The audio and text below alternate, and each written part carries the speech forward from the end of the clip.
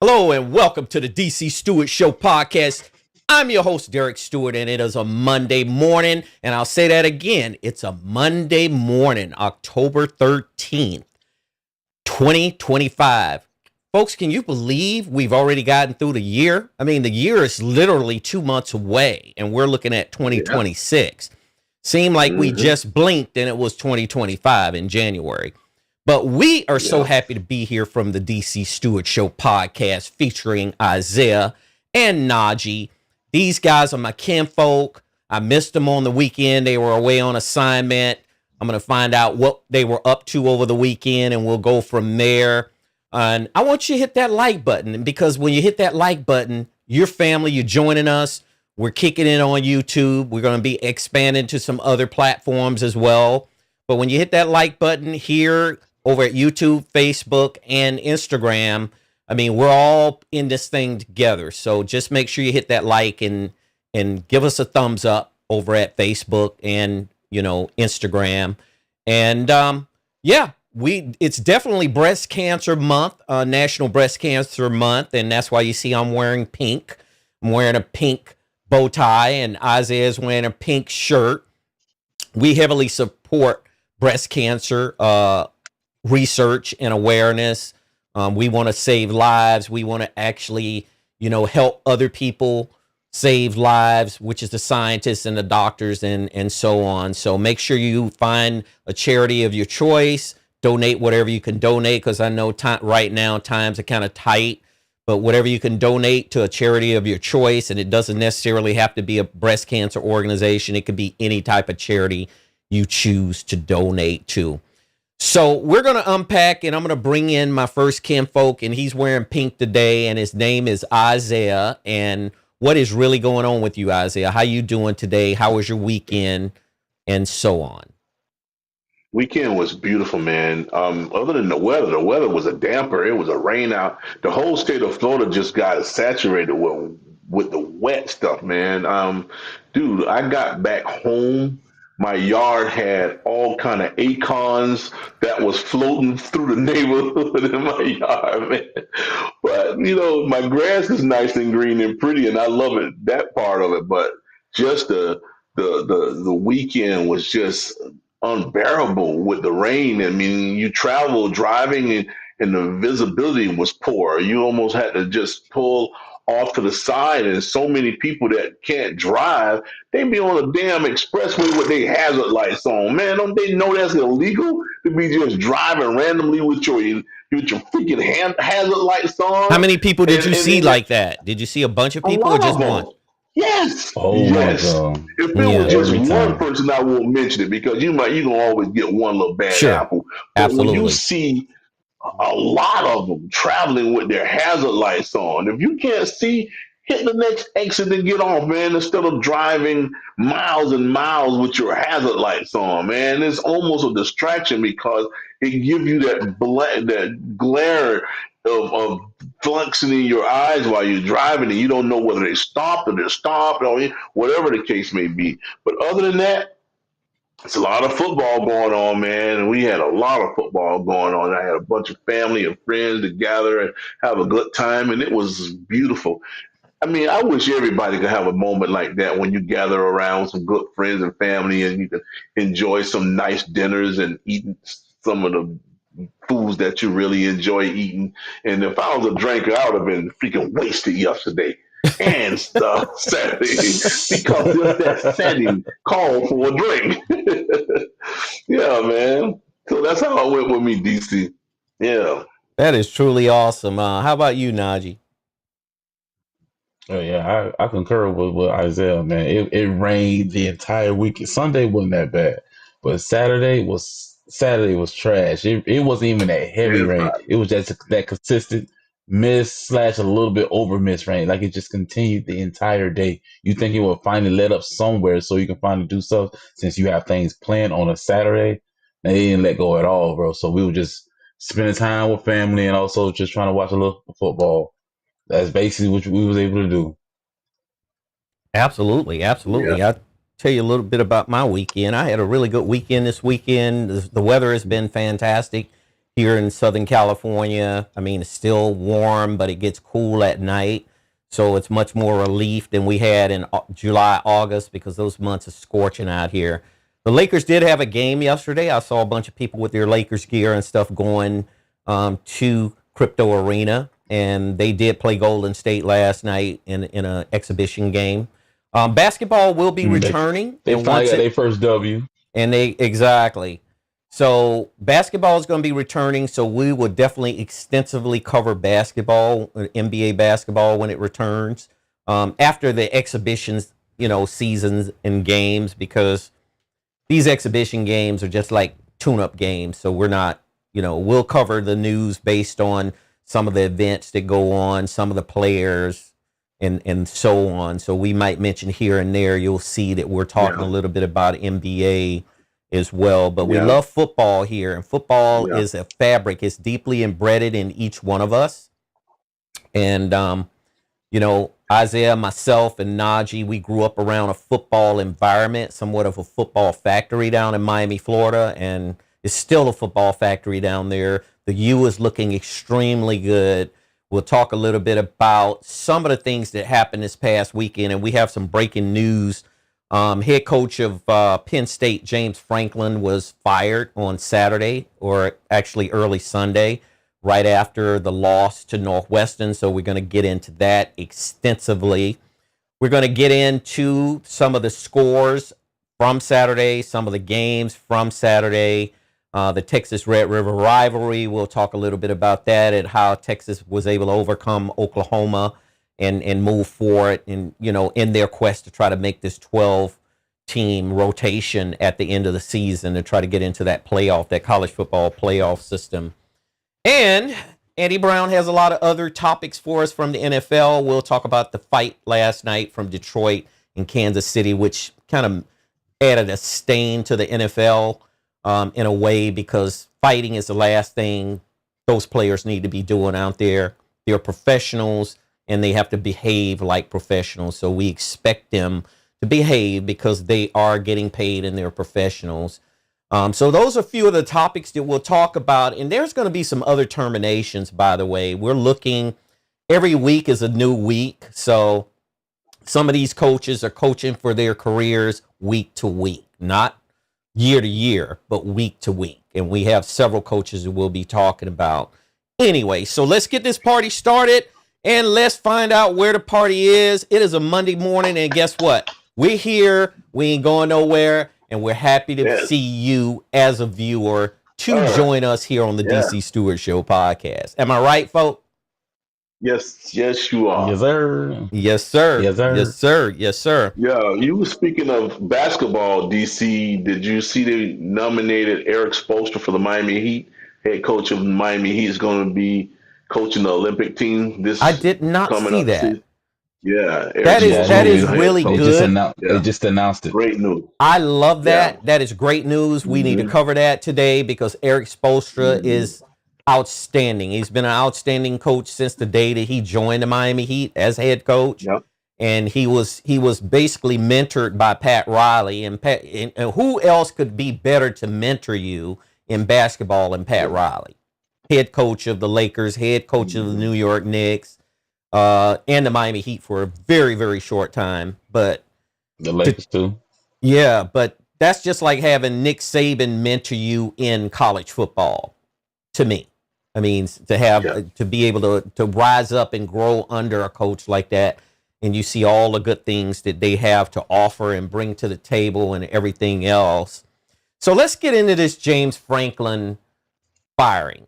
First of all, James Franklin had a .698 winning percentage, .698, which is above average. It's above tier for head coaches winning at the college level, especially, the Power 5 teams in the college football layout and in the college football spectrum of things in today's football, because it's just a very, very tricky situation for a lot of coaches trying to put a program together, then trying to maintain it, and then trying to stay consistent winning it.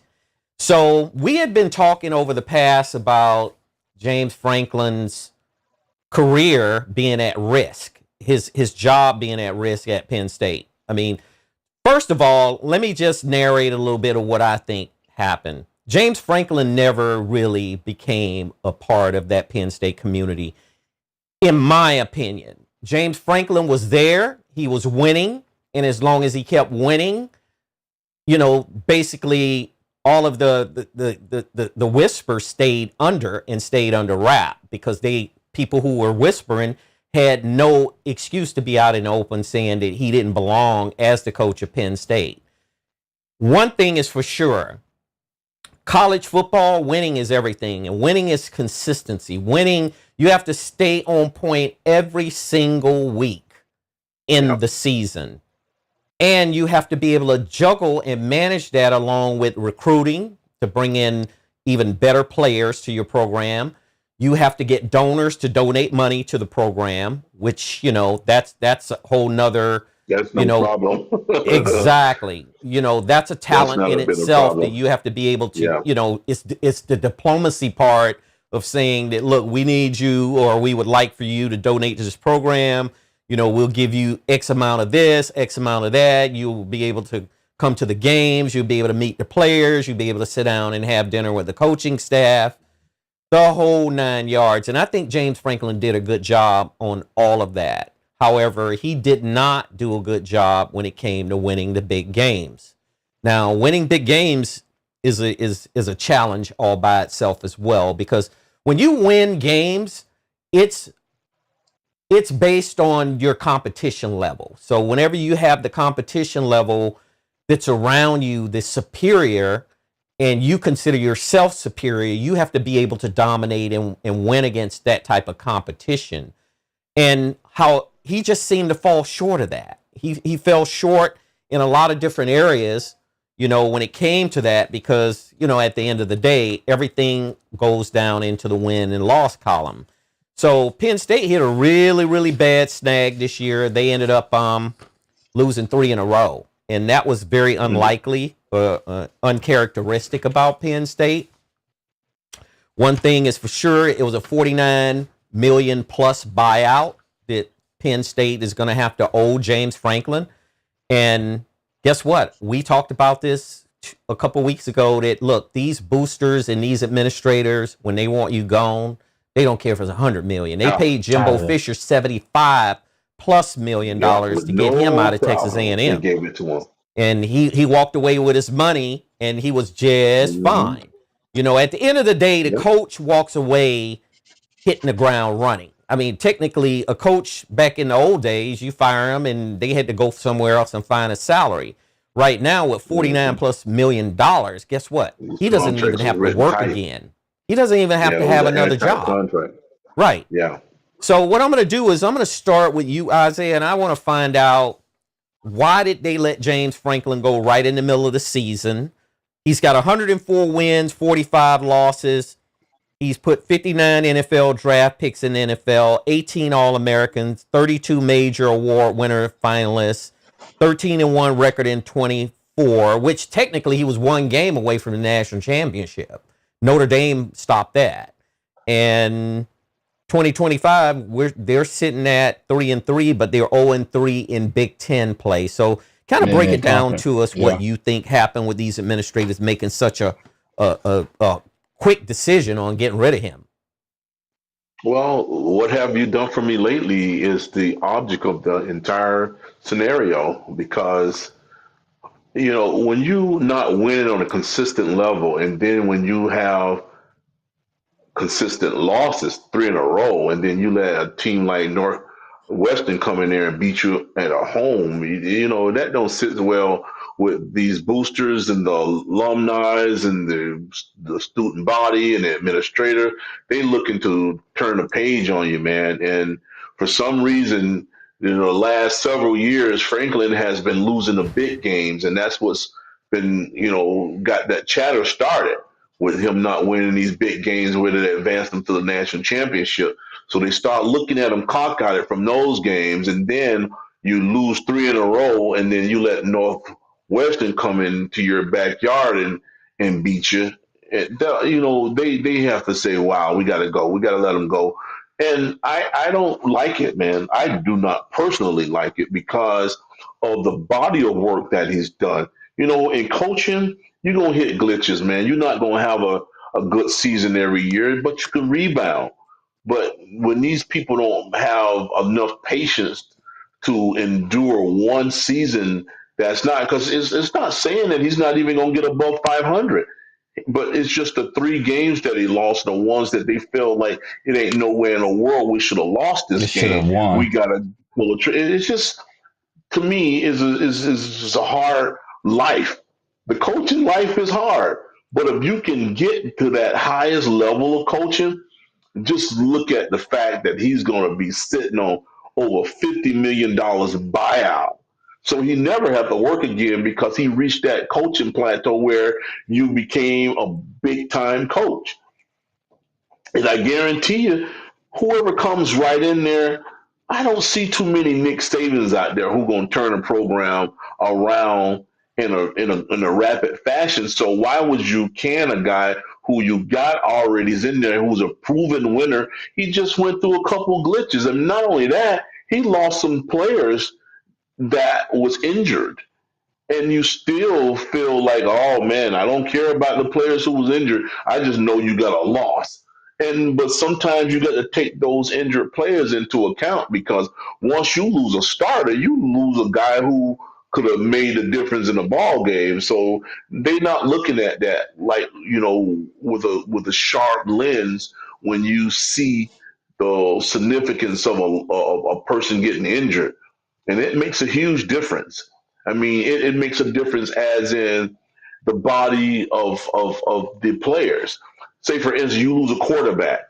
The offensive line is used to blocking for that starter to a certain degree. And Correct. then when you bring a backup in there, they don't have that certain comfort level to protect that second string quarterback because they're used to blocking a certain way for the starter. Because the starter, you can almost feel his emotion of whether he's gonna run the ball or he's gonna throw it or he's gonna make a certain move that you're accustomed to blocking a guy this way because you know his movement. So it's a different strategy when you got a second string quarterback and when you got somebody injured and somebody have to fill in. So yeah, man, I really was hoping that he was gonna last throughout the entire season.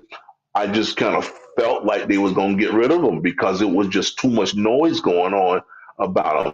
And I'm gonna tell you right now, he's not gonna be the last one because I'm looking over in Florida State. They going through the same stuff where Oh, they're Florida not State, winning. Mike Norvell is week to And week. He can count Norvell on has it. got some Yeah. grease under his feet, DC, and I don't think he's going to last. Especially if they give him the rest of the year, he's not going to be there next year.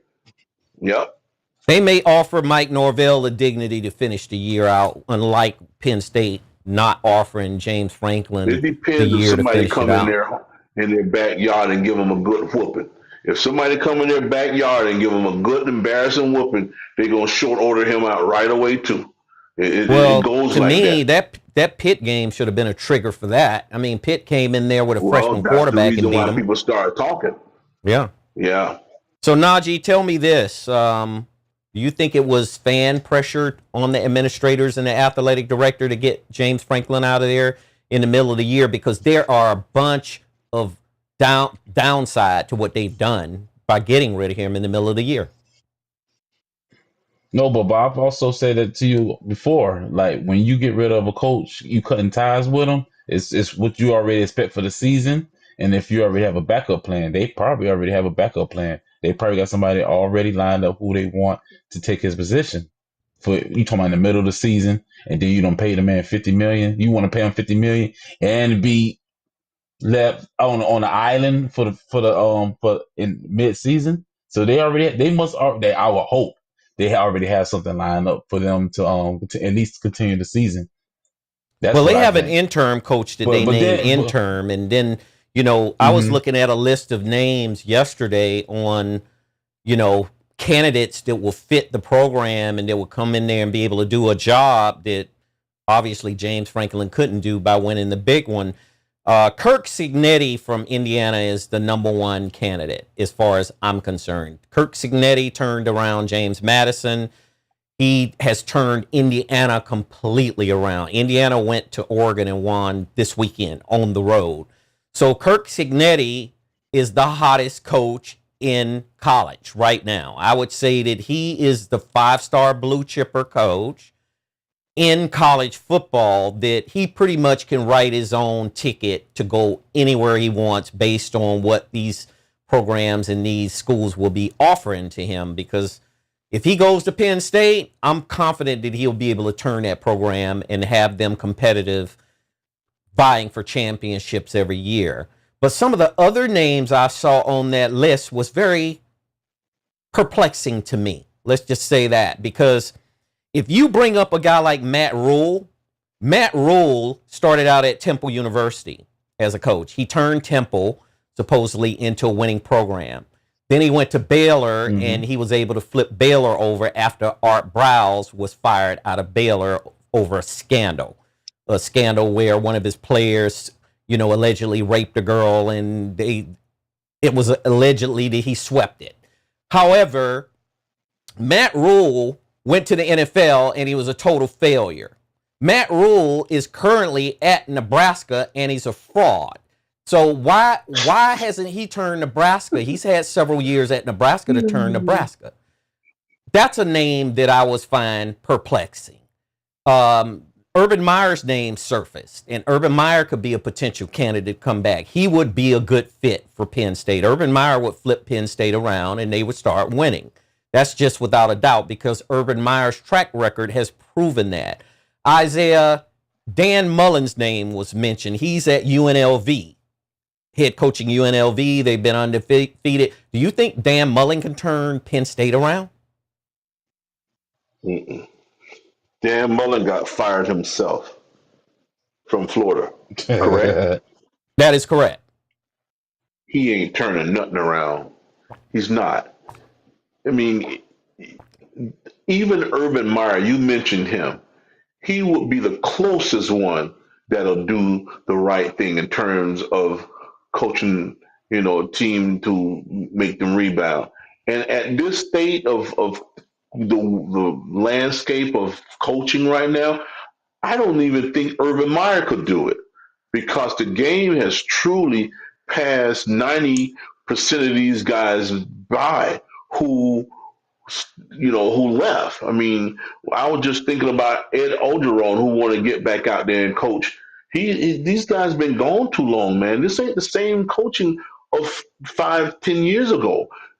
These players not even the same. The mindset is not even the same. They didn't even have NIL when Urban Meyer was coaching. You just think about it, BC. Right. That is true. Have name, image, and likeness when Urban Meyer was coaching, man. It's a different type of player that's out there. You got a player and a businessman. So that's what these kids are. They're players and businessmen. So you got to know how to talk to them as a player, and you got to be able to conduct business with these guys, because these guys realize their worth now. So you're not going to talk to them any kind of way. You got to play a mind game and a strategy and to be a psychological genius to deal with these kids now, because they know they can get paid, and they know what their worth is.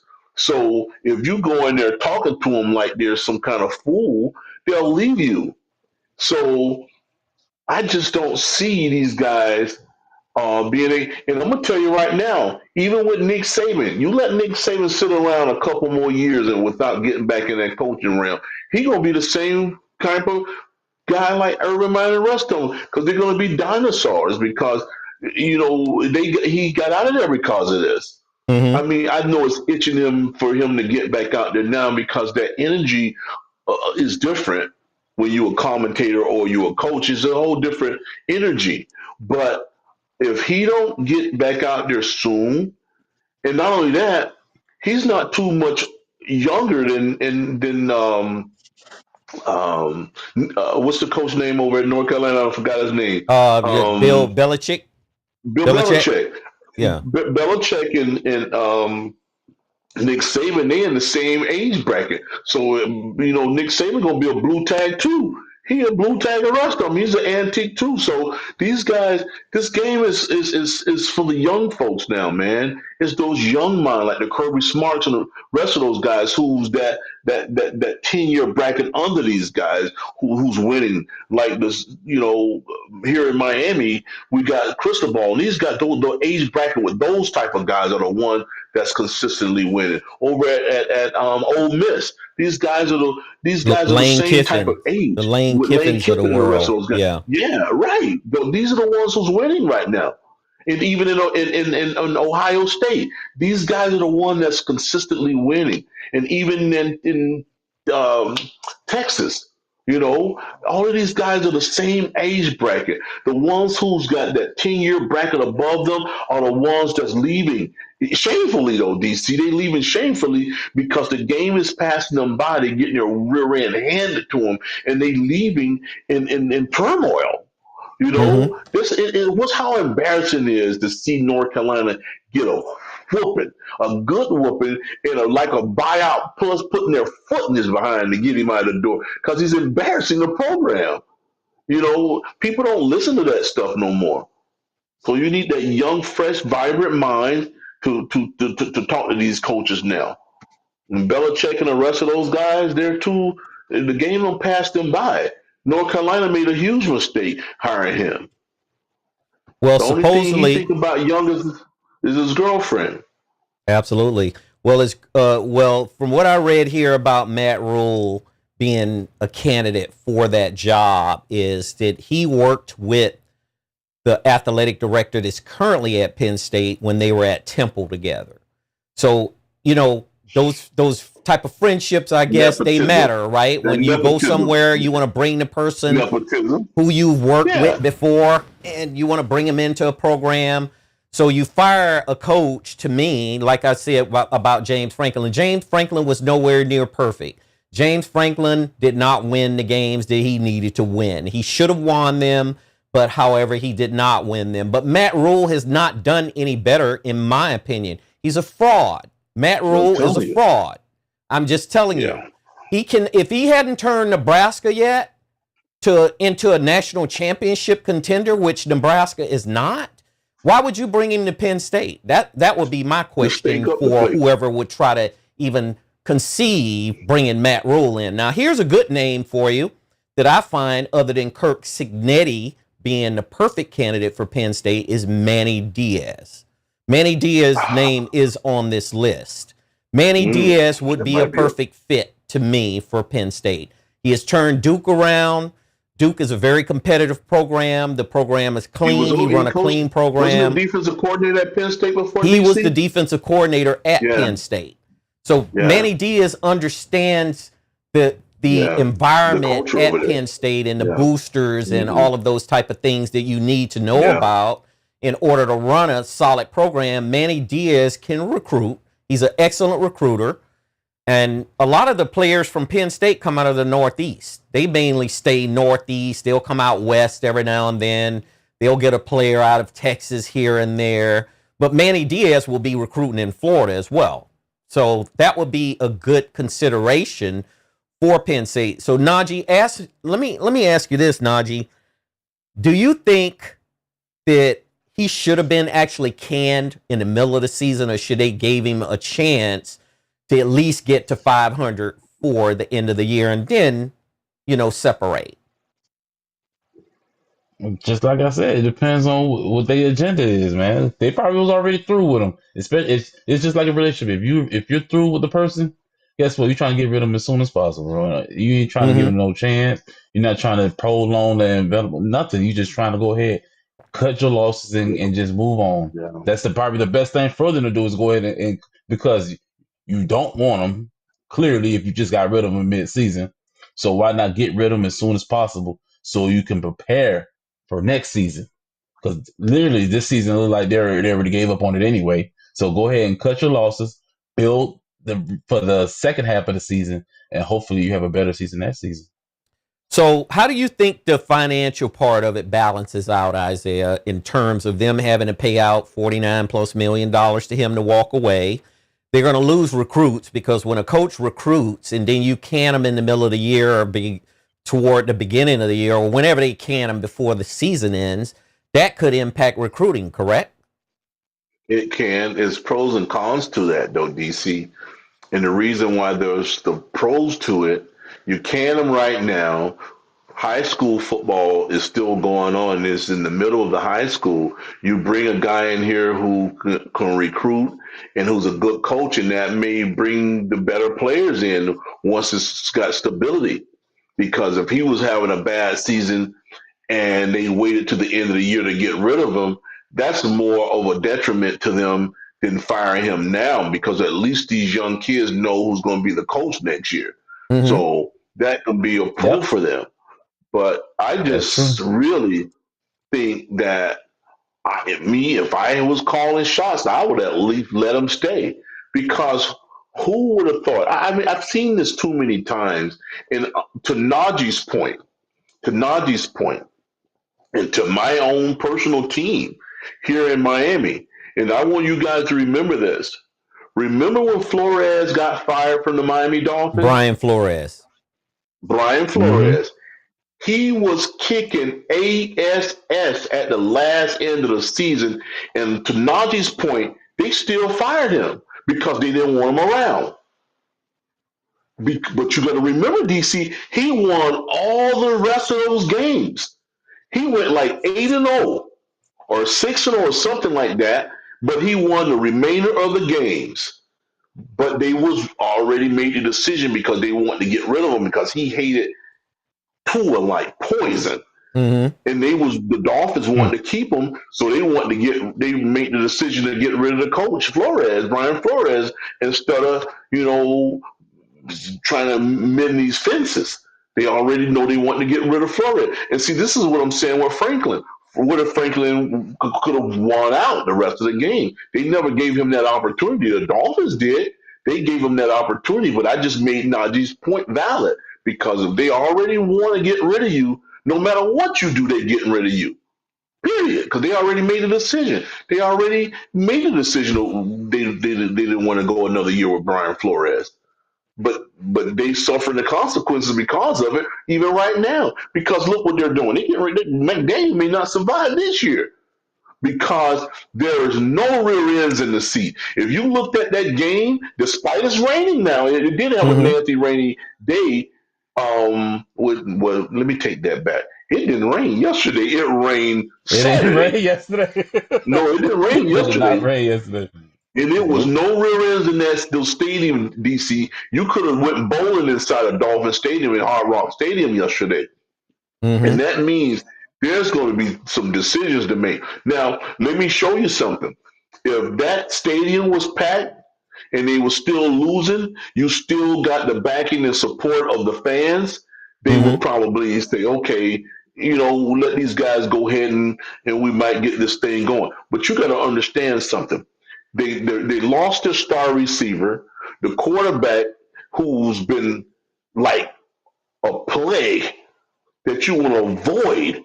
This is the first year that he's had like no injuries, and they're still losing. This is what everybody crossed their fingers for Tua to have a successful health, and he's been healthy all year, and they've been losing.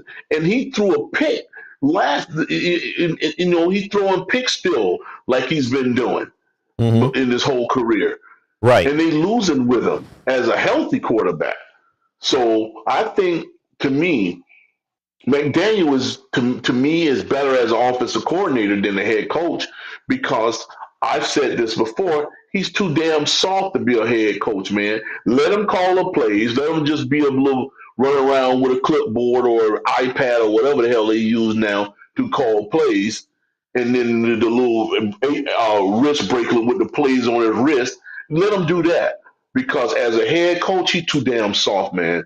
You got to be willing to be in these guys' faces, call them out when they do something wrong, penalizing them when they do something wrong. If they do something wrong, you got to find these guys and do whatever the case to show some strength.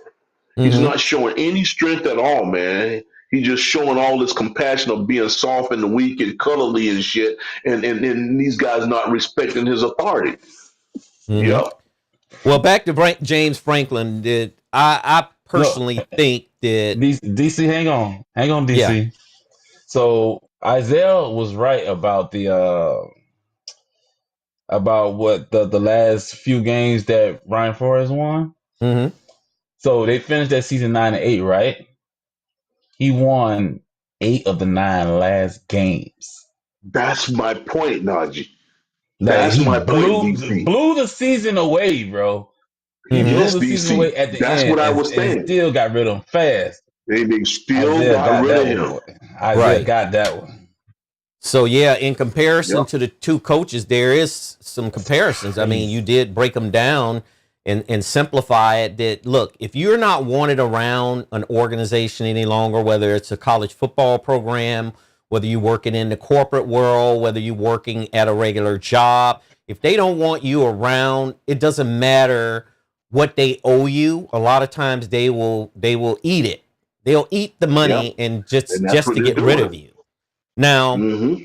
it does come with the drawbacks. Like I said, I mean, James Franklin recruited players that he recruited. So it's no guarantee those players are going to stay there or want to still come there.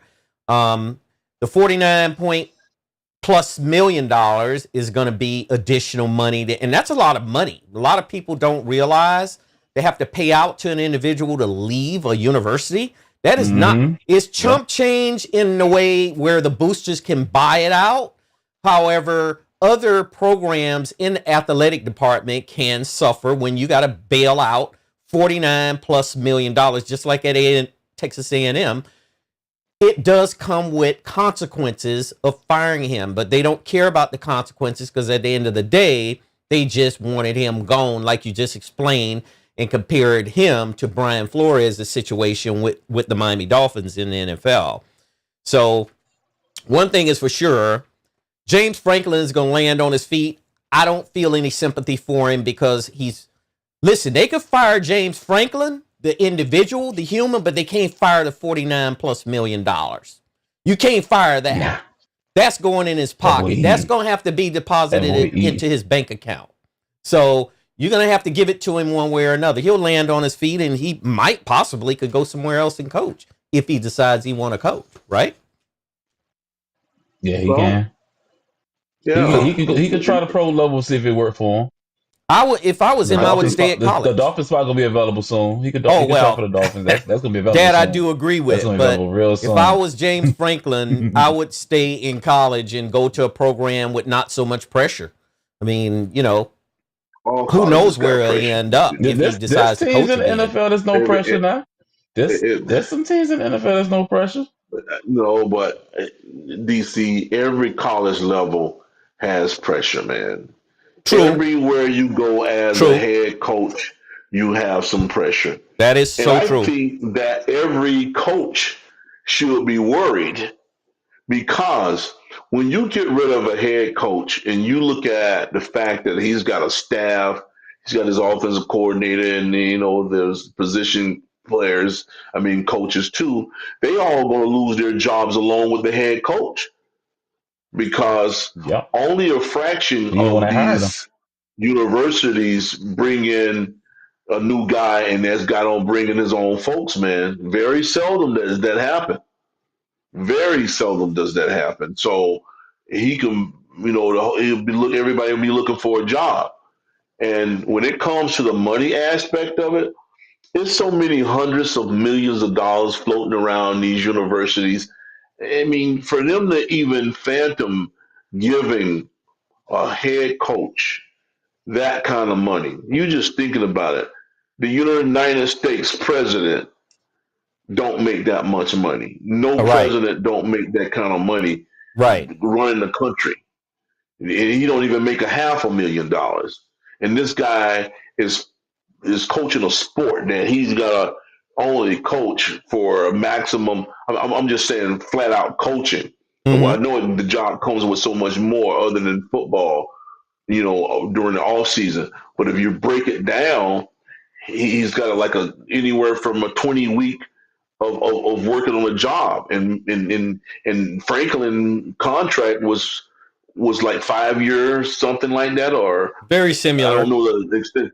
but we're still talking about 50-something million dollars that they still owe him. And that goes to show you how much money is just floating around these universities. I mean, I just feel so gratified when you see that these kids can pinch off some of that money now.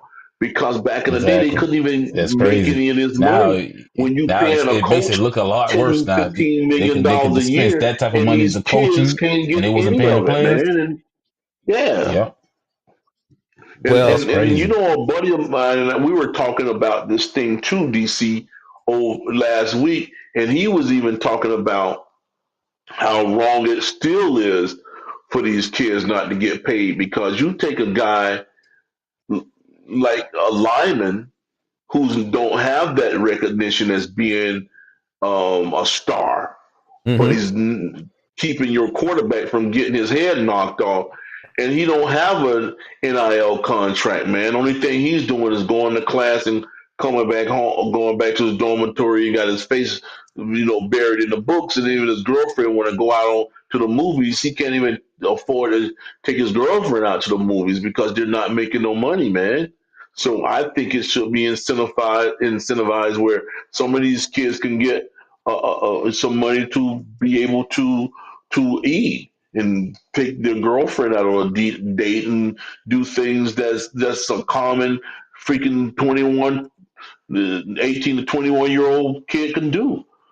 I mean, even if you give them $50,000 a year, that still won't hurt that university. If you gave every kid $50,000 a year, that's enough for them to eat and go out on a date or whatever and fly back home if you want. Just $50,000. These universities can afford that, man.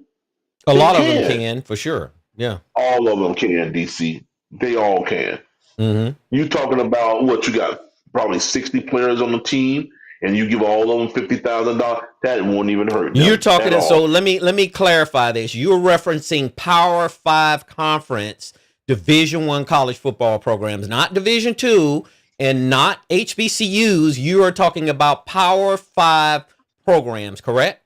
That's all I'm trying to We clarify. talking. That's what I'm talking about. Those Okay. big ass number one, those Division One schools, and it trickles down, DC, according to the because see now I'm not talking about an HBCU where they coach only making $80,000 a year, $200,000 a year, or maybe $300,000 a year. Because when Dion was over at Jackson State, he was making somewhere in the neighborhood of $300,000 a year, and that was a killing.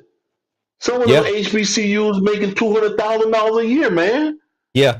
Absolutely. Just and they was pissed off when he went to Colorado. And as a matter of fact, um, I'm trying to think of Eddie George. Eddie George, I seen him this weekend. He's at Bowling Green. He got Bowling he's the Green, head coach at Bowling Green University. Yeah. correct, Amendo. And that my point was, why do you think he jumped ship? They making more money. They making more money, DC. You wait and see if Michael Vick ever get himself on track and start making some real progress with his team. See if he don't jump ship. Despite all the Absolutely. dog fighting and all the rest of that stuff, Yeah, if he start winning, he gonna have to somebody will build up his hire him, resume, man, but as a he head gonna coach. try it. He gonna try it. Yep. Absolutely.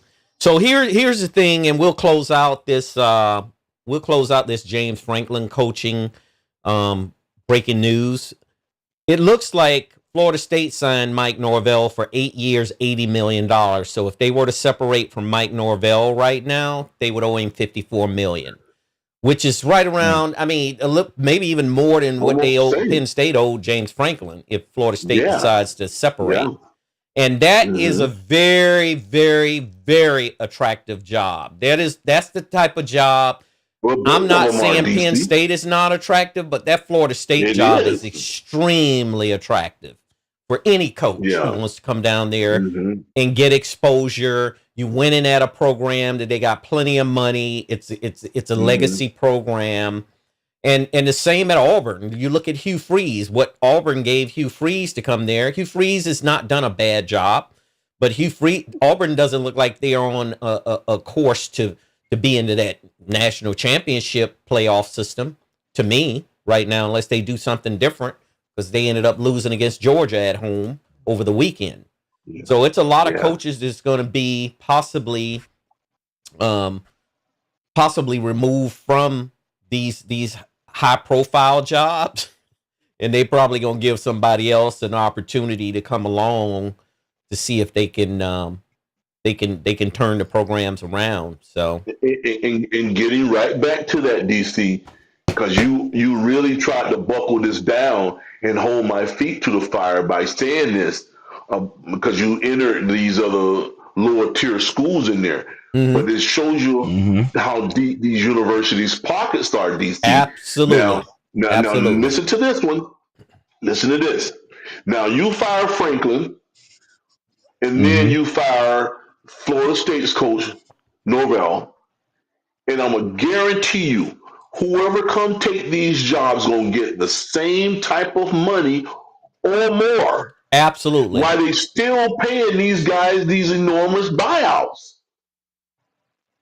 They still got to pay these guys these enormous buyout, and the next guy who steps foot in there going to get the same type of contract. So in essence, you still paying probably somewhere in the neighborhood of $25 million a year in a head coaching salary, and that don't have anything to do with his staff. So you imagine that. Imagine how much money these universities are kicking out. Look at what happened to Texas A&M when they had John Fisher over there, and they paid him $80-something million, and that had nothing to do with his damn staff, man. Mm-hmm. And that means you got all of these guys, because we only talking about the head coach, and I guarantee you these offensive coordinators and the rest of those guys, they have contracts too. Oh, they make, at least the coordinators make millions. I would say $1 to $2 million a year, depending on the size of the program. But every program is different in terms of their pay structure. The pay structure might be different, but you still make my point. But it's a massive amount of money, is what you're saying. Yes. So if they got rid of Franklin, and Franklin making, if you add that stuff up, he might be making $10 million or more. But then the next guy coming in there is going to be making somewhere in the neighborhood of the same thing, because that job entails that $10 million bracket. Yes. So then you got to pay him the $10 million for his buyout. Then you bring the next guy in who's going to want the same thing. So or more. What you do, you pay it of more. Yeah. So it looks like Auburn here has they would land light with Hugh Freeze. They signed him to a 6-year, $39 million contract. If they were to buy out Hugh Freeze at Auburn right now, it'd be $15.4 million, according to this news platform that I'm reading off of right now. So these coaches, it's a high profile position. It's high pressure, but the pay is fantastic. If you get canned, it's the only job, one of the few jobs I know in America where you can get canned and you land on your feet and you go about your business and you still don't, feel the pain of finances. Unless you're working for a Fortune 500 company.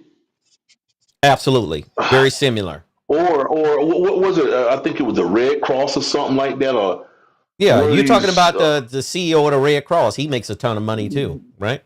But remember when they canned one of them years ago and he had like a $50-something million buyout? I remember, and that's a nonprofit organization. A nonprofit, yeah. Right? That speaks volumes. Nonprofit. That speaks volumes to me. This is unbelievable, man. When you're talking about guys in 70% of the country is living check to check. That's almost unheard of. In the richest land in the world, you got 70% of the residents in the United States makes around $70,000 at the most. Right. Well, 70% makes less than $50,000. And you got these big, enormous salaries being paid off to a coach. And this is including teachers and all this type of stuff. And some of these schools are state schools, so these coaches are considered employees of the school. I would think they're state employees. I don't know how they are. Yeah, a lot of them Yeah, because I know Nick yeah, Saban was the highest Alabama State employee ever to be paid in yeah, he was. Alabama, and a lot of these other Hmm. coaches for these state schools. But to end this thing with James Franklin, once again, he was fired. He'll get his payout to, his buyout of so-called to walk away. And we'll keep an eye on some of these other coaches because I feel like Norvell or Freeze could be Gonna next. be there. They gonna be But ready there's there. other coaches that's going to be on the hot seat and the burner as well. If Penn State is listening, which they might not be, but Manny Diaz will be a great option for you, if, in my opinion, if you trying to find a coach that can come in there, recruit, be able to go into that portal, get great players to come in there and play at their best. I would say Manny Diaz will be one of the top choices for Penn State. DC, that's generous of you, my friend. Mm-hmm. I won't give them suckers no advice over at Penn State. To Mm-hmm. get Manny Diaz, I like Manny Diaz as a person. We had to get rid of him here, and we got to bless with Cristobal. But I won't even put that man in that boo boo stain because I wouldn't recommend the man down there, man. He's at Duke. Duke gave him an opportunity. Stay your right there, man. Because when you think that grass is greener on the other side, you know how much I like Charlie Strong, man. Yeah. Charlie Strong could built up Louisville and stayed there for his entire Yeah, career. he could have He built a jumped over to legacy at Texas. Louisville forever. Yeah. Yep. And he thought that grass was greener on the other side, and he hadn't been stable ever since, man. Well, it was a money. So I think some of the money, some of what they dangled in front of that carrot that they dangled in front of Charlie Strong was just too large a sum to bypass it. I mean, what they gave him to go to Texas to me was a substantial amount of money. And when they canned him, when they fired him, they owed him that money. So Charlie Strong is not hurting by any means or any stretch of the imagination at yeah, all. So yeah. let's move on to I'm this not next. saying that. I'm Let's just move on to saying the this next fact that topic, and let's talk a little bit about that Texas Red River rivalry that happened over the weekend, where Oklahoma was undefeated. They came into the game undefeated. I thought it was going to be a defensive battle, which it somewhat was. John Mateer returned after a broken thumb, which they put plates in his thumb, and he did start and play in the game. But it looked like Texas outshined them, and Texas outshined them with their running game. I give a lot of credit to Texas to Steve Sarkisian for the play calling that he had, and their defense played off the charts. Najee, tell me this: do you think Oklahoma was for real, or was they just overrated going into that game? I ain't gonna say overrated. They probably took them boys a little lightly because we said on this show that we don't think that Arch Manning is where he's supposed to, what they say he is. So they probably went in that lighthearted. We our heads are high. We undefeated. We finna play this team that's being hyped up to be nothing, and then they wasn't ready for that blizzard that was coming towards them. That's what it looks like because they didn't let them really took them that serious. So when the boys came on the field and started to run the ball on them, and then Arch Manning was actually throwing the ball pretty accurately, it really threw them off, That's a and they good point. just kept the tempo for the whole game. They kept the tempo the whole game. Oklahoma Yep. couldn't get anything going. Yeah, and it looks like They the was running score. They game was for score with two Texas field really goals, I opened it think. Yeah, up. that's it. Yeah, it opened it Yeah, up. they couldn't do anything. Absolutely. So Isaiah, tell me what you thought about that rivalry and how this game ended. And do you think Texas has got a chance to get into that 12-team rotation now? what are they now? What, Texas is, 4-2? Texas. I No, believe, they're where they're ranking at. I They ain't believe they're going back nowhere. into the 21st. top 25 21st. because they had fell out of the top 25. Dude, man, they ain't going. They ain't getting in no 12 rotation, DC, Well, if they man. win out, is what I'm saying is that if they win out and they don't lose any more games, They lost 2 games, right? Have they lost 2 games? well, that game They Saturday four and was a two. conference game, and I'm They pulling what? Texas's record up They right four They and now. four and two. two, right? They've lost DC, they two. Yes. not gonna smell. DC, they're not smelling anywhere. They're not smell. Their nose is not gonna smell any of that grass in the 12th game. playoffs, man. They're not, Mm-hmm. man. We discussed this already. If you lose one, you got a chance. You lose two, you are done. You're not. You got to understand something. And we spoke about this before. You bumped your head this morning, apparently, because if you lose one game, you can get there. Two, you're done. Because you remember something. You got teams right now undefeated, DC. That's Mm-hmm. not in that 12th You still rotation got teams yet. that's And they're undefeated. going to Yeah. be crying, Mm-hmm. man. They're going to be crying if you let a team that lose two games enter. See, we're all with the glitz and the glamour. The country is with the glitz and the glamour and the shiny object and all that. Texas is a shiny object. It just look good.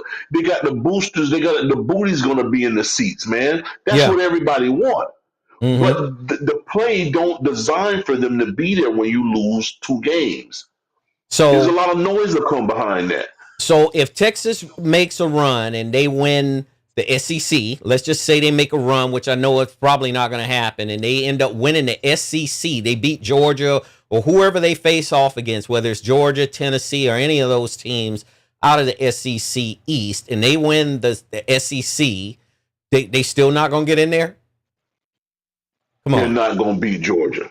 Well, that's a whole So nother don't worry about subject. it. I'm just saying if they do Well, win out, that's there not a is a whole nother distinct subject. possibility, I believe, they might could slide themselves in there because Notre Dame is winning now. Notre Dame has lost two games. And Notre Dame is ranked up, Notre Dame is Where? up there into the rankings. Where? So Where are they? I'm looking at it right now. Give me just a second. I told the discussion started with Notre Dame, DC. Damn. Notre Dame is Our number discussion. 13 right now. And they got two losses. Well, So that answers the question right there, right? They're not technically out of it, according to the way these people are ranking them, and they're 4-2. And they play USC this weekend, and if they beat USC, guess what? They're probably going to be up into the single digit numbers, I would say. At the bottom half of the single digit numbers. Wouldn't you say so, Najee? if they 13, I they might mean, wiggle their way in there. Yeah. they So might who's to wiggle If they say? themselves in remain there. 13, they're gonna be DC. If they remain 13, they might be out of it. But if somebody under them lose and that thing starts shifting around and drop them in that 10 or something like that, you might have something on this one, DC. You just might, because Notre Dame has always been a team that the country like glorified for them to any type of advancements for them. So those two games could mean something, and they would rather listen to the noise of these teams who like the Boise State and teams like that used to cry when they went undefeated and never got a chance. They'll Mm-hmm. listen to that noise all day to put Notre Dame in those playoffs. They don't care about them.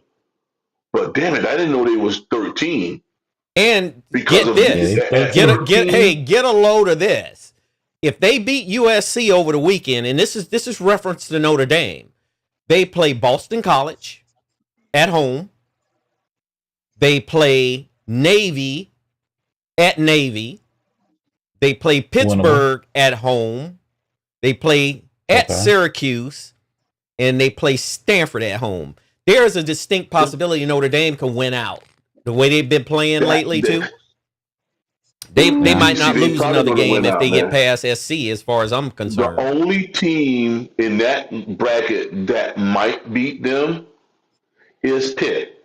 Well, I USC, of think they'll course. beat I think everybody USC else. can beat them, but we'll see. Because USC is going, the Notre Dame is coming out here to the Coliseum to play them.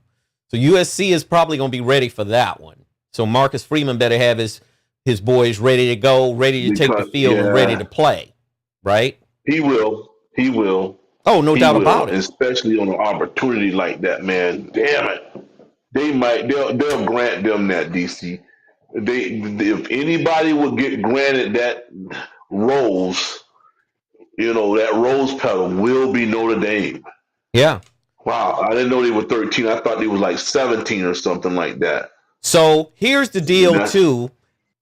Oklahoma's loss plunged them 8 spots.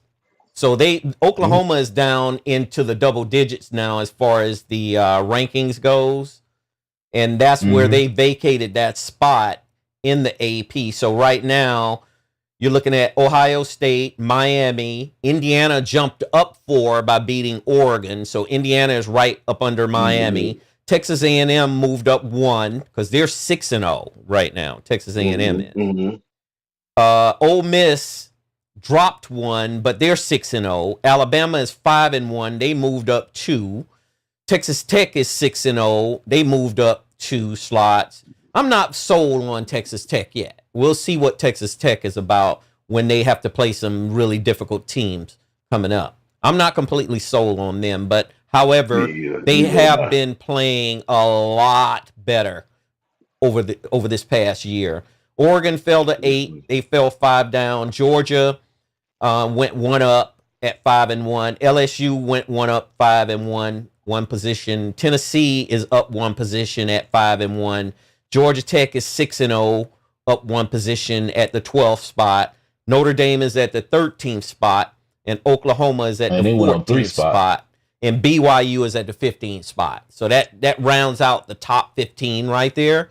And how it plays out is really going to boil down to that SEC, I think, in the Big Ten. Those 2 major conferences, it's going to come down to these 2 conferences. Now, Kirk Cignetti has done a fantastic job. To me, he's my coach of the year. If I was voting for him, I'd vote for him to be coach of the year because of what he's done with this program already. Indiana is definitely a viable opponent to any team that they play. So, anyway, let's talk a little bit about Annie Brown's got Coach Prime, Coach Deion Sanders. Coach Deion Sanders got a big win against Iowa State over the weekend.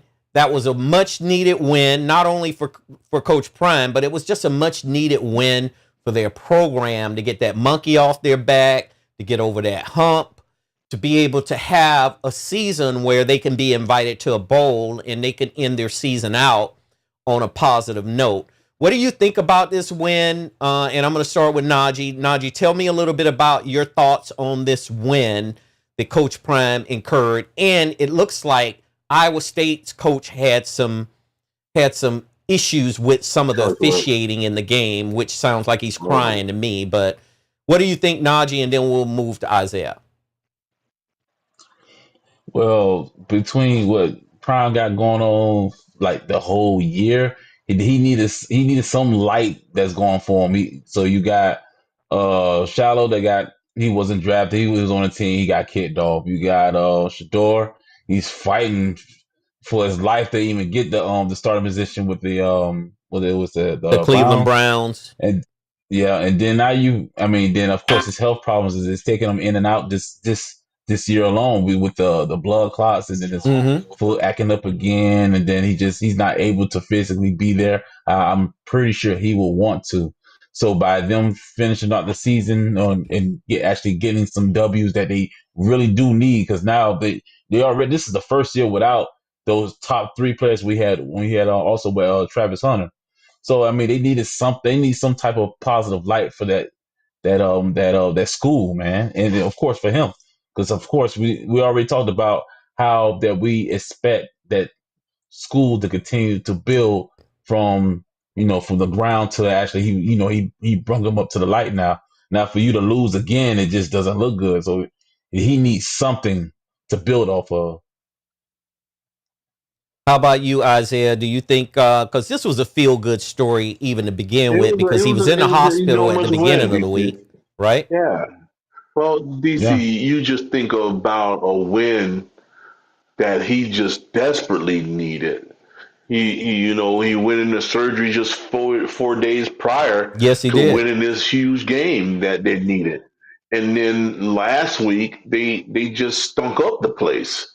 And he had this heartfelt post-game conference where he talked about the pain he was in, and then he thought he had blood clots and stuff like that. And he made an appointment on Monday, and then of course Tuesday or Wednesday he had surgery.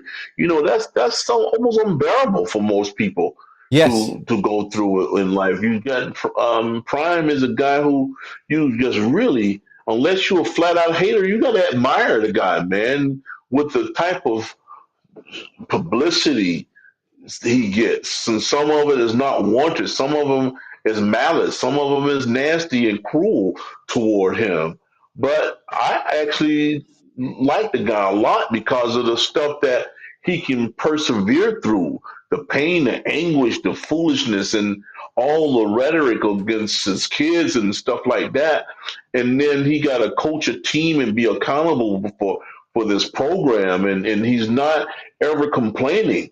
You know, Mm-hmm. Most Yeah, people that too. just start He's never losing complaining. it because That the guy or is out pointing there fingers doing at it, from man. He's people. always glorifying God, and people don't even think that's genuine. But go to hell if you don't think the man is genuine in when he's bringing up God and trying to give somebody a better, lane to better themselves, and he's graduating his kids and stuff like that, and teaching these kids how to be men and grow up and be a positive young man for society. And you talking crap about him, but yeah, man, it was a huge win for him, and I just hope to see him continue to win. He's putting the best product that he think he can find. I mean, he's got great coaches over there. He's got Hall of Famers on his staff.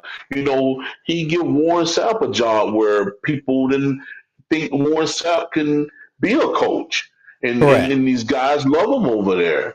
I mean, it's just good to see when these guys be successful because they working at it. They're not, being lazy about it or thinking people got to hand them something. They working hard at this thing, man, and you could see it over the summer months when they was covering him and how Warren Sapp was coaching the guys and telling them they got to lose weight and encouraging these young men to lose weight to be a better player and stuff. And then to get Marshall Faulk over there on the As a staff too, running you backs talk about coach. another Yep. Hall of Famer, running back coach now, and I just love to see this stuff happening, man. And it's just, disheartening when you see people talk negative about something that this guy is doing and he's trying to do the right thing constantly, man. It's just the way the world is getting now, where they so intrigued on tearing a person down other than lifting them up and giving them praise when they deserve it. And I think he deserved it last week, I, especially when you got these type of health scare this guy been having in the last 2 years. Yeah. Absolutely, well stated. It looks like his quarterback really kind of arrived and stepped up in this game. Caden Salter, he was a transfer from Liberty to Colorado. He's had kind of a bumpy ride the first several games where he didn't perform as well as everybody expected him to perform. But it looks like in this game, he was 16 out of 25 for 255 yards and 2 TDs. Mm-hmm.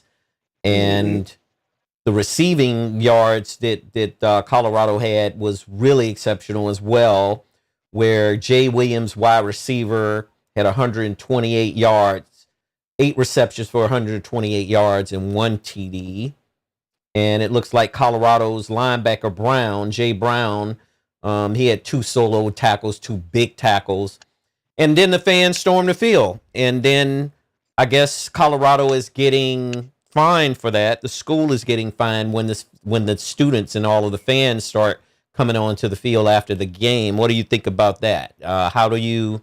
Because Coach Prime didn't have any issue with it, and that kind of been the latest chatter, Whenever you pull off that type of win when they wasn't expecting to win, and his quarterback had a poor game the week before. You didn't know how this guy was going to rebound. You just come out of major surgery and all this stuff. These kids just did nothing but want to celebrate that win with them. They were home. They was excited. They just wanted to celebrate. And, I always enjoyed that, to see these guys, these kids, because they're doing nothing but celebrating something with these are their classmates, man. These guys go to school together and they're the same age. And that's one good thing I really loved about being in college, man. You got 50,000 people That's your age. You're not around your parents anymore. You got so much in common. You just think about 2 or 3 years from now, we're going to be off on our own. We got to fend for ourselves. We're going to be adults and we got to go out and get a job. College is the most funnest days of your life, man. It's so much fun because you don't have to, you no responsibility at all but to get your damn work done, your classwork, because you don't have no damn bills. You don't have to worry about nothing but going That's to true, school right? and do that. Yeah. Yeah. That's a good point right there. Yeah, it was a very good story. I'm so happy for Coach Prime myself because I thought he's done an amazing job over the last several years. It's just that all the dots didn't line up for them the way that they were supposed to line up. And they had some hiccups here and there. I mean, because like Najee said, the top 3 players he had is in the NFL now. And they have to get a system, and that's what he's putting together, that it's the next man up. When you come into Colorado's program, it's got to be like the University of Miami used to be back in the early 80s into the 90s, into the 2000s. Look, the next man stepping in, one quarterback is coming in after another, and every other odd year, the quarterback wins a Heisman Trophy. That's how it was at Miami for a long time. You know, you had the Gino Torettas of the world, the Vinny Testaverdes, and the Steve Walshes. That's the kind of system that Colorado is going to have to kind of put in place to sustain and to be able to solidify their presence in college football. And as far as the officiating goes, to hear a coach say something about officiating, I don't care who the coach is. It could be Nick Saban. It could be any of them. The officiating is going to be the officiating, and it's subjective. Yeah. And for you to whine after a game like that, to me, is just trying to find an excuse why your team didn't play better to win the game. Because a lot of times, some officials miss calls. I mean, they do happen. And if that's the case, okay, that happens in a lot of other games, and that has worked against Colorado in the past as well. So just deal with it instead of whining about it, as far as I'm seeing it. So it looks like since we're talking about head coaches, what's the coach for Cam Ward with the Titans? You're talking about the Tennessee Titans head coach? Yeah. What's his name? Let me look him up real quick. Is it Brian? He was complaining. No, that man is fired. They just fired him. They got rid of him. Yeah, Brian Callahan. Brian Callahan just got fired. Yep. That's great news, Najee. Thanks for bringing that to our attention. That is a very, very good point there. It looks like they just let him go. And that has to do with that. And that's another thing we just spoke about. Look, when you not winning and the franchise has invested in 2 players to come in there and start winning, you're going to be let go. I mean, it's just the nature of the beast, you know. And it looks like Trent Dilfer got let go in college as well. Trent Dilfer used to play for the Baltimore Ravens, and he ended up getting let go at UAB, University of Alabama, Birmingham. Yeah, let him go. He was a head coach over there? He was a head coach over there. And I think he made news over a year or 2 ago where he got into one of his assistant coach's face and cussed him out, I guess, on the sideline. And that wasn't necessary, but... Yeah, they might have not forgot about that part. That could be. A lot of times that happens, especially if you're not winning. But yeah, Najee, thanks for that news. That's great news right there on the fact that he has just been let go. Dilfer had a 2-4 start this year, and he just wasn't able to turn that program around either. Oregon State let their coach go as well at the college level after an 0-7 start, 0-7. It's not acceptable in that program at all because Jonathan Smith had Oregon State at the top of the echelon in the Pac-12 at the time before he went to Michigan State, and now Michigan State is not doing well at all either with Jonathan Smith. So let's jump over to the NFL. Annie Brown's got some topics in the NFL, and I want to start out with the first topic with the NFL is it looks like the Miami Dolphins came up short, and Tua had some words of encouragement for some of his teammates. So, Najee, I'm going to start with you. Were those words of encouragement is getting them ready for the Baltimore Ravens next week? Next week they play in 2 or weeks. is it 2 weeks? 2 weeks. 2 weeks. It's 2 Yeah. weeks. They play on the 30th. Okay. So, but I'm gonna tell you right now, bro. You can't cite them boys up to try to beat my team, man. Is that they gonna either bring it or not? They already playing without Tyreek Hill, which is they biggest weapon for the rest of the season. I mean, bro, it's the coaching, and it's gonna be Tua because Tua throws picks when you really actually need him to succeed. And then, I mean, you really got like B-list players after that. You got Waddle. He's a very reliable catcher. He cuts. He's gonna catch the ball for you. Boom. Then you have what's the running back name? Achan. Achane. He's a decent Devon Achane. He's a very reliable running back, but I mean he's not James Cook or anything. They don't have any more playmakers or outstanding players that you could just go-to player to go to. They just wanted to be very efficient and stop turning the ball over left and right. They're defending a lot better now, I'll give you that. But when it comes to the offense, they stinking up the place, bro.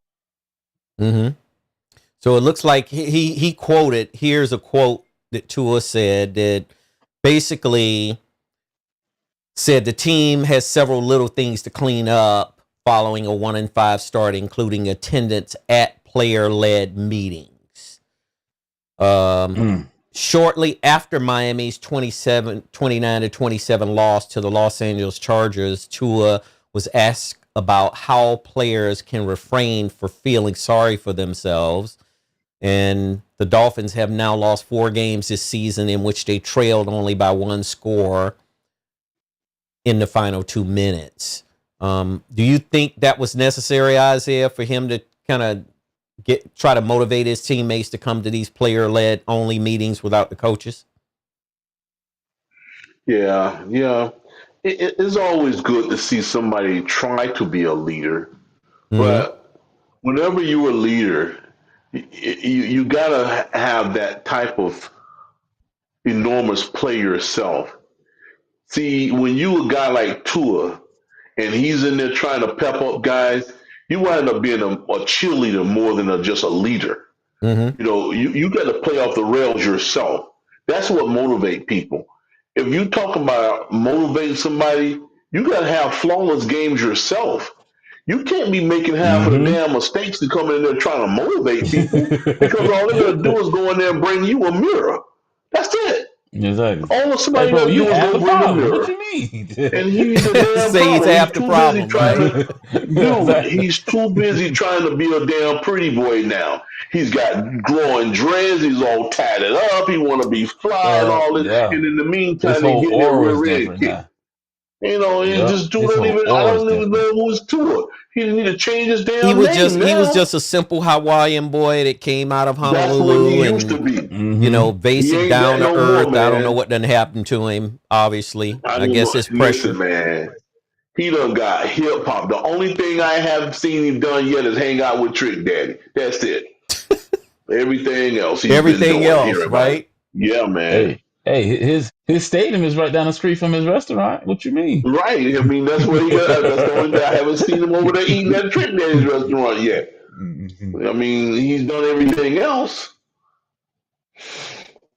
So unbelievable. Let me ask you this here, as far as head coaches go, is Mike McDaniel going to survive the year? Well, that remains to be seen because I'm gonna tell you, I've never seen the stadium look like a preseason game, DC, this weekend. That's what it looked like. It looked like a preseason game. It looked like a game where when they're doing the orange and aqua color game during just a scrimmage. That's what it looked like. You cannot have your fans abandoning you. The team is the fans are abandoning Well, the they're losing Dolphins. revenue now if that's the case because they're not going to make as much money with not having the seats filled, right? Well, Stephen Ross is the owner. I mean, they're not bringing in as much money, but he's still a guy who's super rich because they got all these other extra events happening at his facility. But on the flip side of that, everything has to pull his own weight, and the Dolphins not pulling their own weight.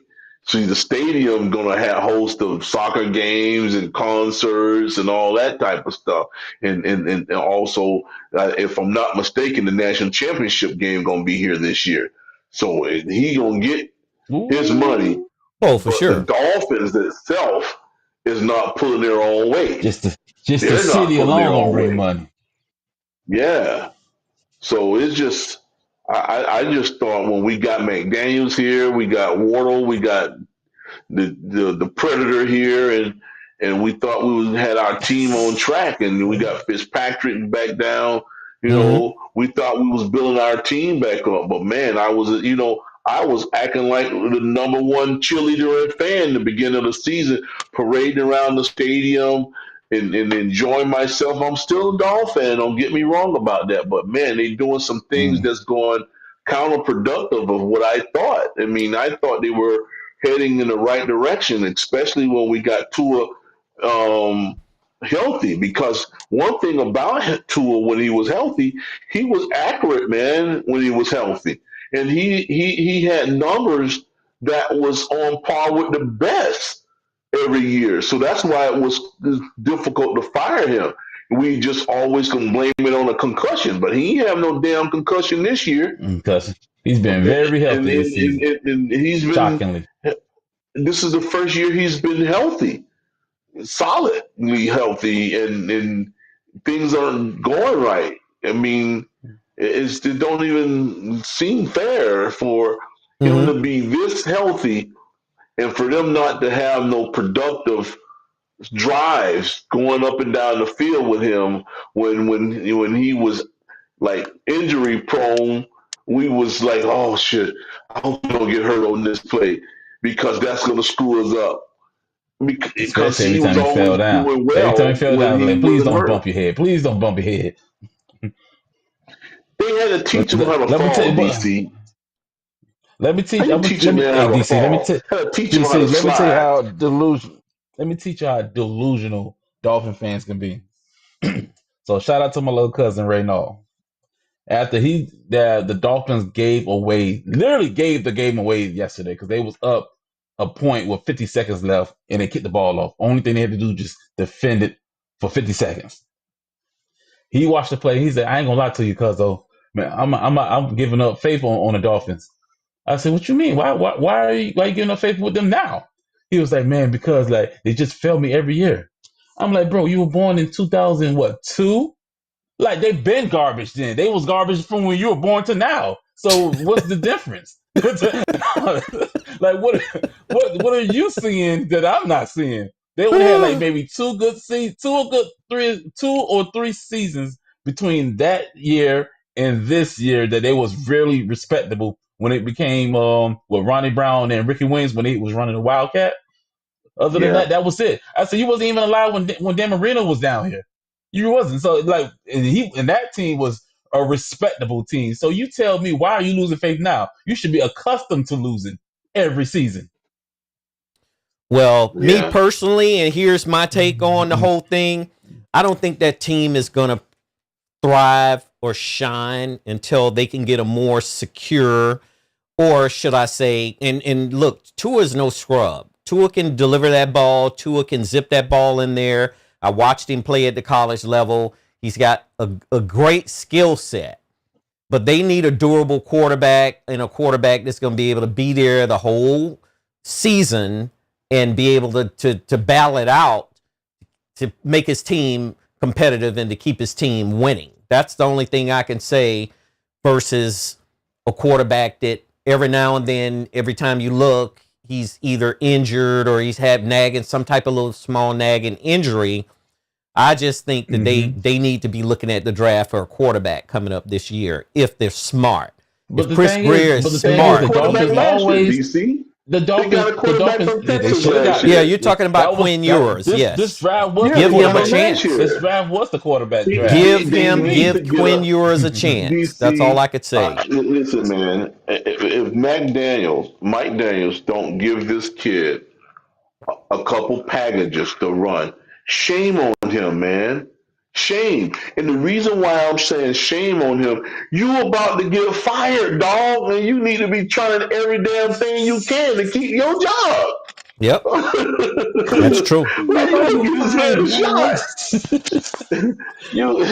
You need to be trying to strike a. You know how many times in my life when I seen football and knowing football where you bring a spark with a new guy sometime, where Mm-hmm. that new guy can actually put a spark under that starter, where that starter would get his rear end in gear because you got somebody breathing down your damn neck saying, man, if you don't get together, you're going to be on that bench. That's right.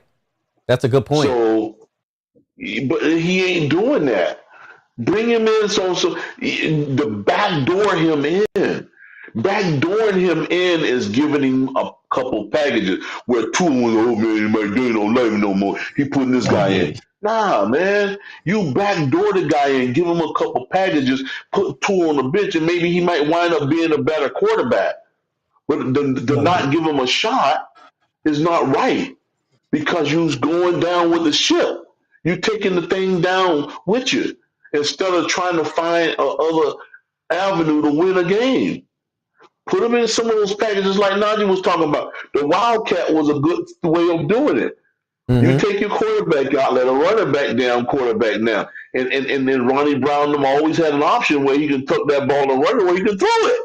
How Mm-hmm. many times they threw Ronnie Brown threw touchdowns with being the Wildcat? They I thought, oh remember man, that. Several, Ronnie Ronnie Brown was Brown is very in there, he's getting effective. ready to run it. Several. Man, that Very man throw a effective. damn touchdown on you.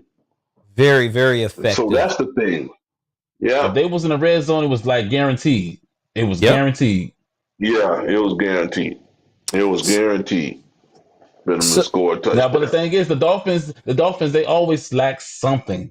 It's always something they lack. Like when it was just like when we were talking about the Wildcat, they was lacking a quarterback. So guess what? When they had Dan Marino, they didn't really run the ball that much. They had no So running they game. gonna lack something. mm-hmm. Exactly. They for some reason they just never want to be completely well They balanced. They're had gonna a miss run. They something. did lacking a running game, and they had a questionable defense, especially the secondary with them slow ass Lyle Exactly. and Glenn Blackwood brothers. Oh, Exactly. They probably put too much money in a particular position or something, and then just completely forget something else. yeah, It's always for some reason it's always like that. That's right. So, final topic, Annie Brown topic. We want to try to dive in and find out a little bit, speaking of post-game drama, about the Detroit Lions versus the Kansas City Chiefs at the end of the game. There was a fight that broke out, and it was a bunch of different dynamics to that fight. I mean, it was somewhat of a melee where a player walked up and struck another player toward his head and his face area, even though he still had on a helmet. I mean, I think it's dumb to throw a punch with someone with a helmet on because you can you could damage your finger, you can Break your own hurt your hand. fingers, you can damage your hand, you could do a whole bunch of.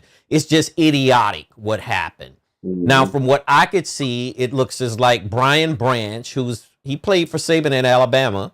He's a defensive back for the Detroit Lions. He decided to take it upon himself to confront JuJu Smith-Schuster and start a fight with him from what I saw from my angle. What do you guys think? Is Troy Vincent got to be really serious about making sure stuff like this don't happen? Because what it does is it takes away credibility from the game. When you got players out there fighting, it's like at a park.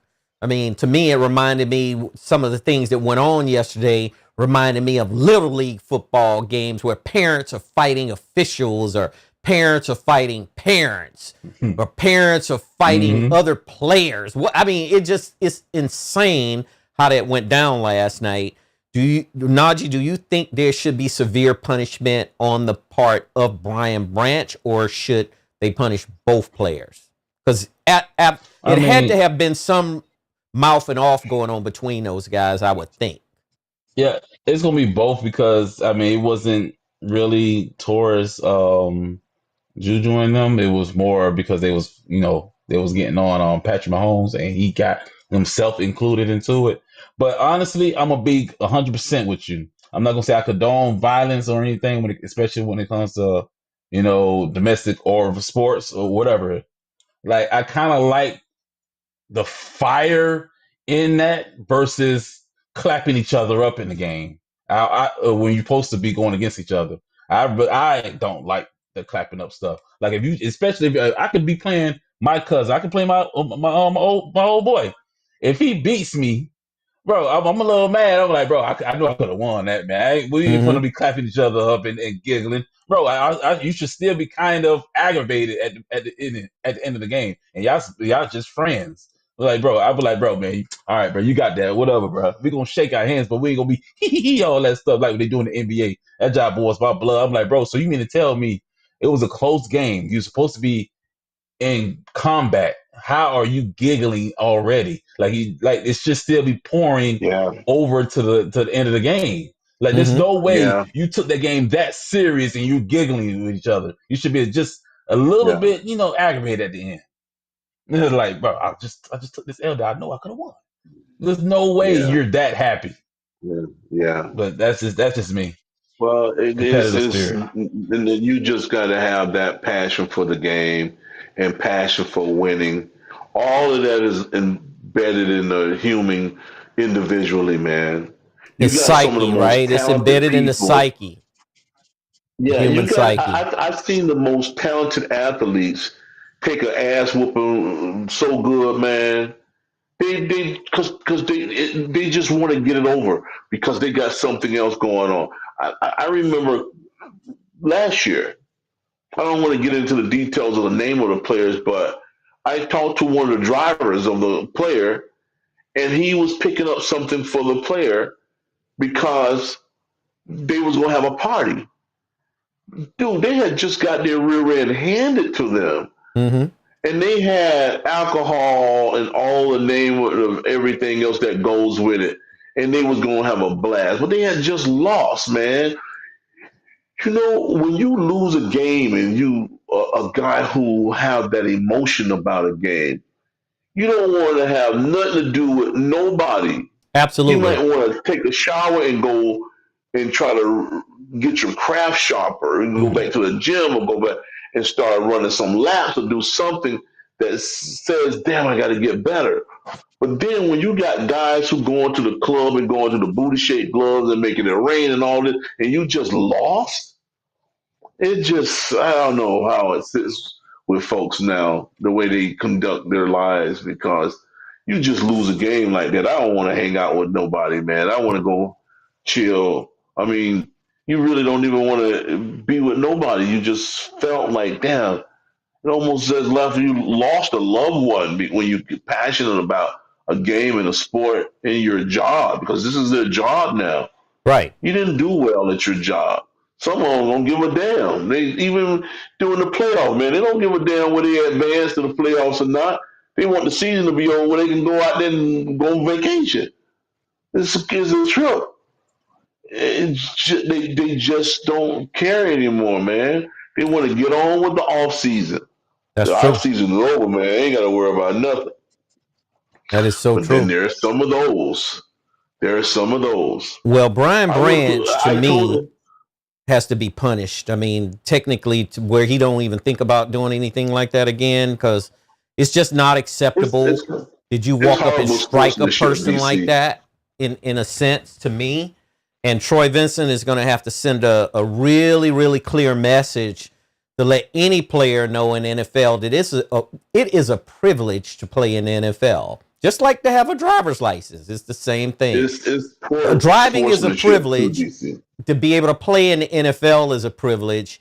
And you need to show better sportsmanship, and you need to contain your temper to the level that if you ain't happy after a game, look, walk off, go into the locker room.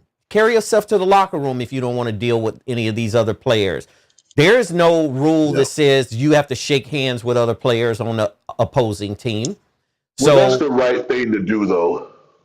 It is the right it's thing for to do. sportsmanship, but it's no right. rule in It's it. the right It's thing no to do, violation DC. for it. Right. Yeah. It's the right thing to do, man. Congratulate a guy. You played a good game. Yeah, because exactly. It's this fraternity, so to speak, of being a professional athlete, man. Exactly. Because it's a privilege. As good as you are, you got a next man who made it to that same level. And then just think about so many who did not make it, and you there. And you can look back and say, man, all that hard work and that, those sleepless nights and those travels back and forth to practice. Look at the reward of this. Look what we've done. Look at the fact that I can take care of my family for generations, that I could be gone and never heard of it.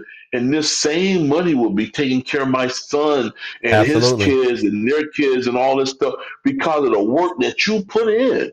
Absolutely. The work that you put in, and these knuckleheads out there fighting in the middle. It looks like you at the damn corner. The guy will buy you the right kind of weed you wanted, man. It didn't look good. It didn't look good for the NFL brand. It didn't look good at all. And even Coach Dan Campbell for the Lions is pretty upset with Brian Branch about, what happened last night.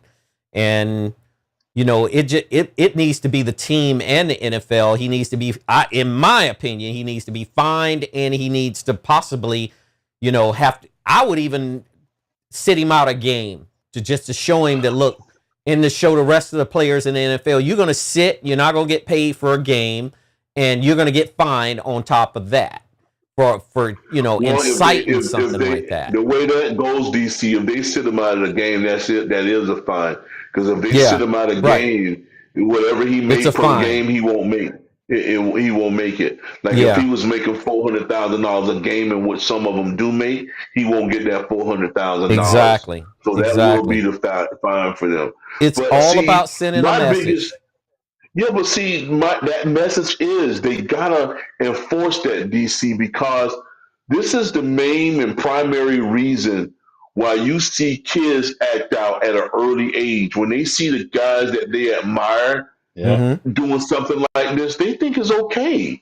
Absolutely. They think it's okay, especially when they don't have no consequences served behind it. That's if right. you go over there and swing on a guy after the game and nothing happened to him, these little kids will be thinking the same thing. I can do this. I don't have to go do this. I don't have to abide by the rules. Nothing apply to me. That's the wrong message to send to these young kids when they see, behavior like this on this field, man. Absolutely. And it's like even the people who was trying to owl the thing down and break up the fight, some of them got into it because of the opposing team thinking that they're against them, and it shouldn't be like that, man. Absolutely. I think the league need to do something about it, and I think the team and the owners themselves need to do something about it, because when it's all said and done, these family and watch this stuff, and it shouldn't be that. We watch this thing for entertainment. If I want to watch somebody get punched in the jaw, I watch cage fighting, because that's the most gruesome sport that ever lived. That cage fighting when they in that little octagon. You're talking about UFC fighting, Ultimate Fighting Championship. Man. Yeah. Yes. It's a gruesome sport. Just driving your elbow in their jaws. And not only that, it's even worse when you see girls doing it, man. Yeah. You think girls supposed to be soft and beautiful and sweet, and they out there punching each other in the nose, man, and bloody and need stitches and stuff. Yeah. It's just crazy. Some people like to see stuff like that. It's been that way ever since prehistoric times. Yeah. Watching a human fight a human or kill a human to the death, watching them fight animals or kill an animal or the animal killed them. It's been that way since humankind has been around, but this is just something that's going to have to be taken care of. Let's go down to the injury report real quick, and then we'll close the show. It looks like the 49ers lose linebacker Fred Warner to season-ending injury, and I think Najee brought that to light earlier. Can you break down to us some of the things that you learned from that one, Najee? Yeah, they say he's out for the season. He's getting surgery that he dislocated and broke his ankle. I said, oh my God. So yeah, that means his ankle is all screwed up. He's gonna have to He miss. might not even return next season. It depends on kind of Yeah, like an exactly. Achilles injury, right? Or similar. Yeah, because you got to sit out. You got to sit out a whole year. You got to let it heal, and then you got to build strength, and then you got to get in shape. You got to get in NFL football shape. So you got it's a lot that comes to it. Now it's not like you just gotta fix it, build strength, and build mobility, and just be a regular civilian like every day. No, we talking about you got to be a top notch, top tier performer again. Absolutely. Because Yeah. you definitely need your ankles. You definitely need your ankles. Oh well, as one quick thing as about quick move and anywhere. fast as Fred You Warner need your was, ankles. Yeah, closing exactly. on You tackles need and your stuff, he ankles. definitely needs to be healthy for sure. Yeah. Those injuries like that is so devastating because you break something and dislocate it, you're gonna be timid. You're gonna be always have that thought in your Yeah, mind and that it's you're gonna gonna mentally re-injure mess with this them. Yeah. thing. It's really hard to overcome those injuries like that. Absolutely.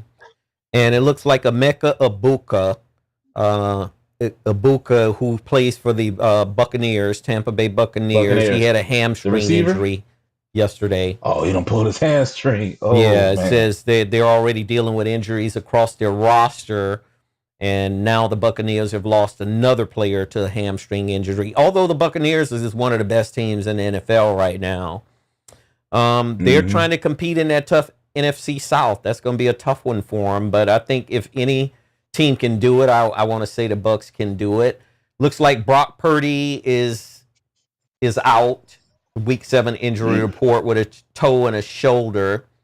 J.J. McCarthy, ankle for the Vikings. Kyler Murray for the Cardinals, foot. Lamar Jackson for the Ravens, hamstring.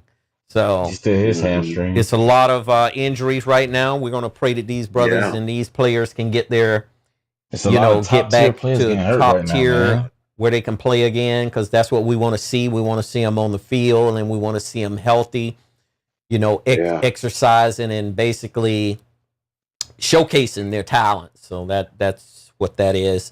So we'll bring this show to a close. I thought we had some really good topics that Annie Brown presented to us today. I thought we went into some detail about James Franklin, that breaking news about James Franklin's firing, and some of the other coaches that's kind of week to week, I would say right now.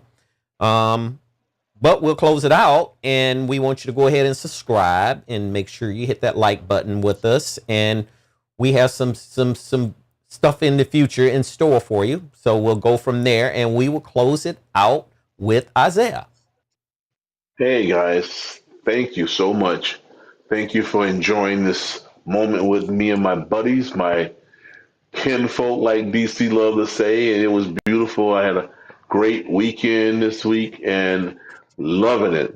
You guys tell your friends, your neighbors, your co-workers that we are. Stay blessed this week. You guys enjoy this season. We got a lot of holidays coming up, and start hugging on people that you care and you love, man, because you never know. Maybe you can't do it the next day. So, you guys have a pleasant week.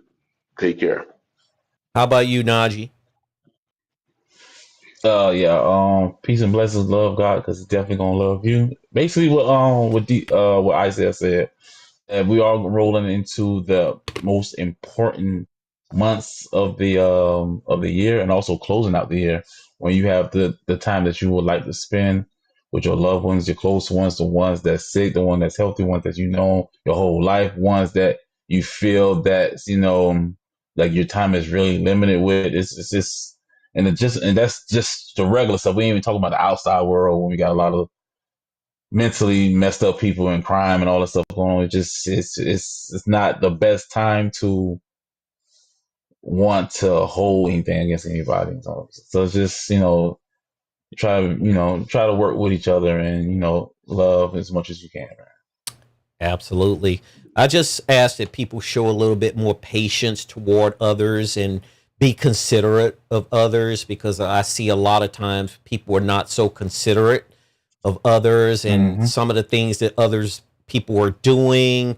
I mean, you don't have to agree with everyone. You don't even have to like what they're doing or what they believe in, but just show consideration and respect for other people and try to help people, even though they might not ask you to help them. Just reach out and help them, and make sure that you love people around you that are closer to you, because they could be gone within seconds. So just be aware of that. We on this show, me and my kinfolk, my two kinfolk here, I mean, we cherish every day, every moment with each other, and we show love and affection for each other because that's what we're about. I mean, I grew up with Isaiah and Najee, and I'm going to tell you right now, without these two guys, I don't know where I would be, to tell you the truth. So just wanted to lay those things out there for you. I see a lot of it with driving. I mean, driving to me speaks volumes in a way, the way people drive.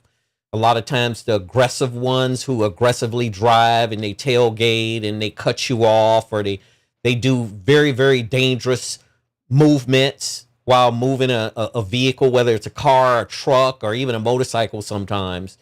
It speaks volumes of that person needs to show restraint and needs to show patience and consideration for others. So anyway, we'll close it out. Thank you for joining the DC Stewart Show podcast. I'm your host, Derek Stewart, again, along with my kinfolk, Isaiah and Najee. We're going to do this thing again soon. Peace, love, and prosperity. Take it easy. Take care.